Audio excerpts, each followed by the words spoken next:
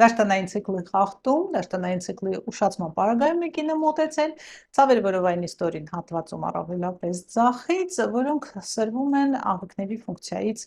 առաջ։ Ֆունկցիայից հետո ավելի թեթև է կինը զգում, ցավազրկողները օգնում են, սակայն շատ քիչ։ Կատարվում է աբդոմինալ ուլտրաձայնային հետազոտություն, որովհետև բուժառում չի ապրում սեռական կյանքով, ներհեշտոցային ուլտրաձայնային հետազոտություն այդ պարագայում անել չենք կարող, եւ միասին տեսնենք, թե ինչ ախտորոշում է դրվում։ Տեսնում ենք ձախ ձվարանի ֆունկցիոնալ, իսկ ավելի հստակ ֆոլիկուլար կիստայի ուլտրաձայնային պատկեր։ Կիստայի չափերը 5.3-ը 5.5-ի վրա եւ որն է մեր տակտիկան։ Նշանակվում է կոնսերվատիվ բուժման կուրս, դաշտանային ցիկլի 3-5-րդ օրերին, 3-րդ կամ 5-րդ օրը կինը կհանձնի